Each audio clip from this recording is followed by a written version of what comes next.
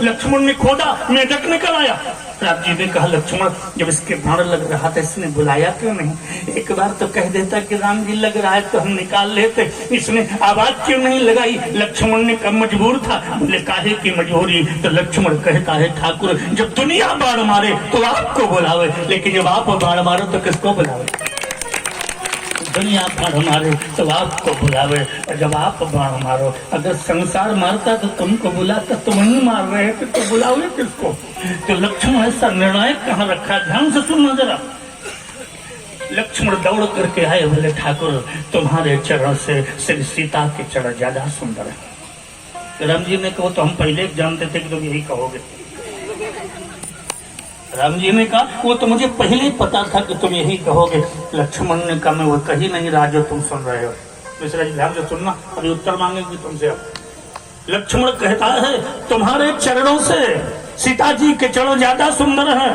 राम जी ने कहा वही तो कह रहे हो। लक्ष्मण ने कहा मैं वो कही नहीं रहा जो तुम सुन रहे हो। जो भाई सुन आई नहीं आई? नहीं आई, नहीं आई। लक्ष्मण फिर कहता है ठाकुर को जरा ध्यान लगाना, क्योंकि तो वो नेता आदमी हो, शब्दों पे गौर करो जो थोड़ा। परमात्मा लक्ष्मण कहता है ठाकुर तुम्हारे चरण से सीता के चरण ज्यादा सुंदर। राम जी ने कहा वही तो तुम कह रहे हो। लक्ष्मण ने कहा वो कही नहीं रहा जो तुम सुन रहे हो। तो वही समझ में आई? नहीं आई, नहीं आई। परमात्मा कहता है लक्ष्मण लक्ष्मण चरण मेरे सुंदर हैं कि सीता के। तो लक्ष्मण कहता है प्रभु तुम्हारे चरण से सीता के चरण ज्यादा सुंदर हैं। बोले क्यों? बोले जो 20 साल अपने पति के चरणों के पीछे लगी हो तो तुम्हारे तो चरण हैं और सीता के आचरण बन गए। महाराज कौन पूजेगा चरणों को? पूजा तो आचरण की होती है। जो नारी 20 साल अपने पति के चरणों के पीछे लगी हो तो तुम्हारे तो केवल चरण हैं, इनके तो आचरण बन गए। केवल ड्यूटी नहीं, आचरण बढ़िया होते हैं कि आचरण? आचरण बढ़िया है। इसलिए निवेदन करूंगा 3 सूत्र हैं। संयम सदाचार। जब कोई बालिका चलती है ना तो माँ कहती है बेटा संभाल कर पैर रखना, कोई गलत पैर न पड़ जाए। आज सुने ना कहती हैं सीता से जगदम्बा के मंदिर जा रही हो बेटी, गहने तो पहन लो। बोले कौन कौन गहना? बोले कंकन किंकिन नूपुर धमसुन संयम सदाचार और समर्पण। 3 गहने, तीनों गहने पहन करके मंदिर में गई हैं। तो जो सखी आई बताने के लिए कि राम जी थोड़ा सा और सुनना ध्यान से। मैया सीता चली, चलने के बाद राम जी बहुत दूर खड़े थे, बहुत दूर थे। आज मैं तुमको भक्ति की नई परिभाषा सुनाऊंगा। बहुत दूर राम जी खड़े थे, सीता जी यहाँ खड़ी थी। लोगों ने कहा बहना इतनी दूर से मेहमान आया है, कुछ कहो ना, कुछ बोलो ना। सीता जी ने दोनों हाथ जोड़े, बोले मैं मजबूर हूँ। बोले क्यों? बोले देह नगर का भगवान है और आया तो है, लेकिन देह नगर में नहीं विदेह नगर में आया है, इसलिए देह कैसे लगाऊं? और जब देह न लगाऊं तो मिलन कैसे होगा? तो मैया ने खेल किया। बस यही खेल अगर आप सीख करके चले जाएं तो जान लेना कथा सुनना धन्य हो गया। आओ, यहाँ 4 प्रकार के भक्त हैं। क्या भक्त हैं? 4 प्रकार के। अब देखना पहले वाले यहाँ कितने बैठे हैं।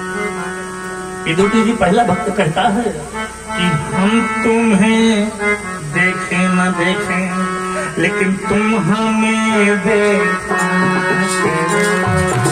पहले भक्त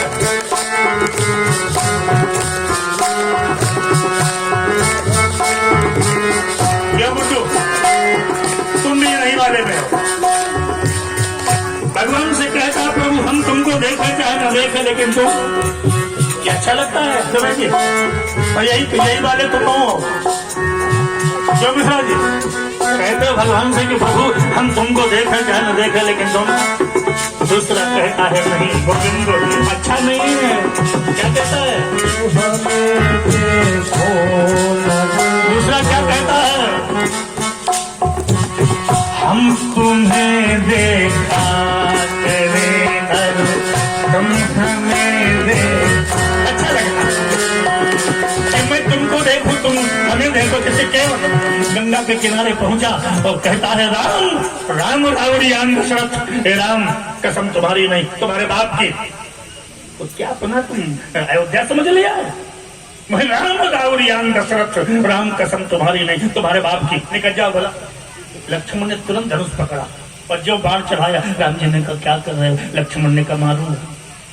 राम जी ने कहा क्यों मारोगे? बोले कसम खानी है ससुर अपने बाप का, हमारे बाप का क्या मतलब? कसम खानी है इसको तो अपने बाप की खाए, हमारे बाप से क्या मतलब? तो भगवान ने कहा केवट तुम कसम मेरे बाप की क्यों खा रहे हो? तो केवट ने कितना बढ़िया उत्तर दिया, बोले ठाकुर कसम तो सत्य के लिए खाई जाती है और दुनिया में सत्यवादी दो ही मिले हैं, या तो आप मिले हैं या तो आपके बाप मिले हैं, कसम किसकी खाऊं?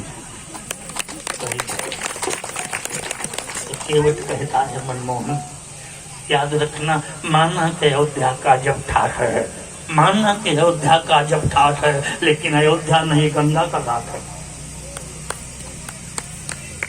अपने घाट में तुम्हारा गौरव है, अब आज अपने घाट में मैं माना मैंने कि तुम भी ड्राइवर हो और हम भी ड्राइवर हैं। तुम भवसागर पार करते हो, हम नौका पार करते, फर्क इतना ड्राइवर हम भी हैं, हम छोटी गाड़ी के तुम बड़ी गाड़ी।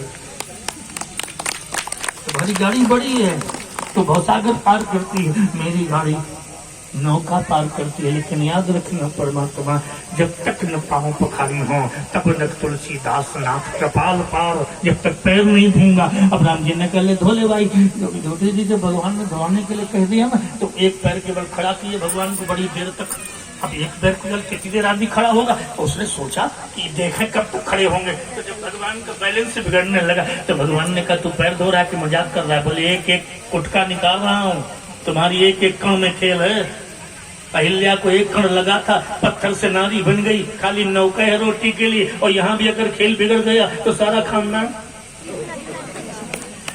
तो भगवान ने कहा बेटा तू तो ठीक कर रहा है लेकिन मेरा बैलेंस बिगड़ रहा है। तो केवट ने कहा बैलेंस के लिए सहारा चाहिए। बोले हाँ। तो बोले फिर क्यों नहीं, क्यों नहीं, क्यों नहीं अपने दोनों हाथ मेरे सर में रख रहे हो? और जिस समय परमात्मा ने दोनों हाथ सर में रखा तो केवट कहता है ठाकुर आज ही तो जीवन धन्य हुआ है। क्या हर केवट केवट बलिया मरे रामचंद्र से, अब इतना रहेगा बाकी तुम हमारी ओरिया जागा, हमारी ओरिया